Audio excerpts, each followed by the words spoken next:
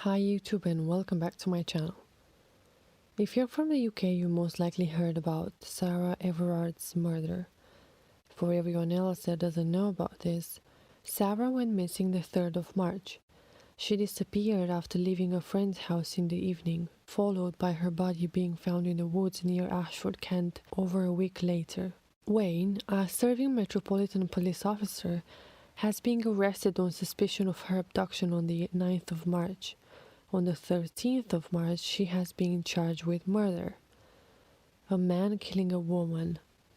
You can imagine what happened next. Despite the amount of the expectation and demands women have from today's world, flowers and candles, not much happens. I see people fighting the wrong battles. Before you get triggered, allow me to explain myself. I do not disregard the unfairness that has been brought upon Sarah's family. Obviously, it's easier for me to talk since I'm not the one that has been murdered or having suffered the loss of a loved one through these circumstances.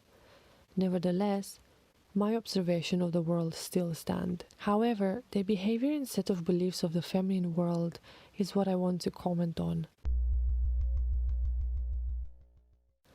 Murder has happened, is happening, and will always happen. And that is not because men exist, but because of the imperfection of this universe. The world is and can be a dangerous place. You see, as far as I'm concerned, a vast majority of people live in a fairy tale, and the majority of them haven't developed psychologically for various reasons. So, why fairy tales? Because if we would grasp that we are in the world and that we make the world, we'd be aware of the fact that in every one of us lays a Nazi officer. Becoming aware that our shadow is as black as of any murderer is not something you want to come to terms with. In other words, we forget that women are failing as hard as men. We can't beat the world only when we give birth, but then when bad things happen, it's the other gender's fault, not ours. What if we stop for a second and look at ourselves and ask, how is it that we are contributing to the maliciousness of the world? Putting your jacket on and going outside to scream out your demands because you deserve it, because you are a woman? That's fairy tales. We live in our imagination, seriously. We're fighting the wrong battles. None of these women really care about Sarah. They don't know her. They never did. They never will.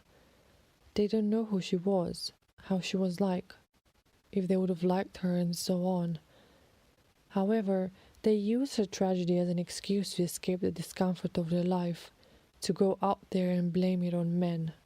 Honestly, I don't even know how these things are taken so seriously. How many times have these women gone out in the street for all men that have been killed, boys that have been raped, mothers that have abused their children? There's so many examples I could talk about. I need a whole other video for that. There's so much happening out there to other people, to men as well, and no one cares, ever. No one cares this time either. They just focus on what suits their narrative best, whatever comforts them, supposedly fighting for a fairer world. Whatever they think that they're fighting for is by far called fair. Fair means when you're considering both parties, all parties, and you empathize with how they experience the world, through their body, limitations, reactivity, and life. Fair doesn't mean locking men in a house after 6 p.m. That's utterly stupid and insane, and definitely not a solution to people's lives. As a woman, I can understand the continuous anxiety we have while walking on empty streets, but that's buried within ourselves, to be wary of the surroundings. Fear of being killed is not happening because of men. It's happening because we're animals and we have instincts, and because we are and we will always be prey, whether we like it or not. And this is not because I say it or men say it. This is Mother Nature. Wanting to go against that makes as much sense as a deer wanting to become the wolf.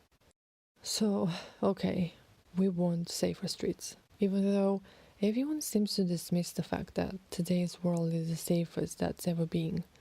But anyway, so from wanting to live safely to all the way to cancelling men is quite a long way. What's the difference between abusive men and abusive women? They're both abusive, in the way that their sexuality allows them to be. This proves to me how, given too much power to a group, they become corrupt and start to abuse their power, hence women's empowerment nowadays.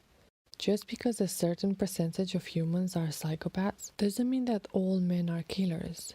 Not to forget the fact that not all psychopaths are looking to kill, and even less than them are running the streets at night for prey. However, at the pace of division that the world is today, I suspect the next generation of psychopaths' babies could result in more criminals, because division between the genders leads to single or abusive parenting, which can lead to broken psychopaths, which will result in repeating their parents' abusive behavior with psychopathy traits. So precisely what supposedly women are trying to avoid happening will ensure it happen. That's why these types of issues are really complex and not so easy to solve, and even more, dividing the world will definitely not solve it. On the contrary, most likely will ensure it will happen. Hashtagging the world issues, it's not enough. If we want the police to risk their lives even more so we can be safer, how about demanding the government to pay them more? Perhaps we should also respect them, truly, and stop punishing them because one of them disappointed the system. Perhaps showing them gratitude when opportunity arises instead of mocking their uniforms.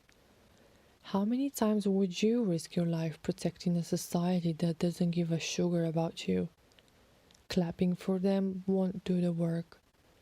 Telling them off like an uncool mom won't encourage people to risk their lives to protect yours.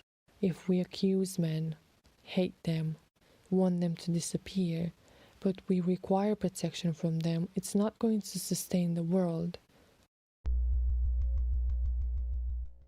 Can you see here how many police officers had to spend their time around these protesters?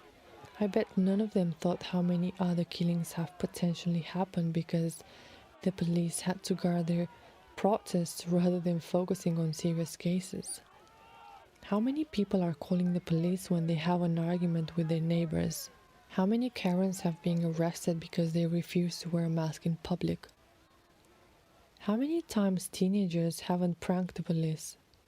How many times has the police been interrupted with nonsense that has taken away their energy, funds, nerves, time, focus, and patience to deal with serious stuff?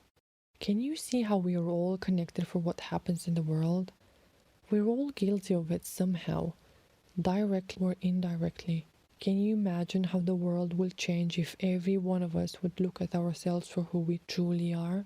I'm not talking about love your curse bullshit. True acceptance comes from being courageous enough to admit that your shadow is as black as anyone else's shadow. There is no they and us. There's only us.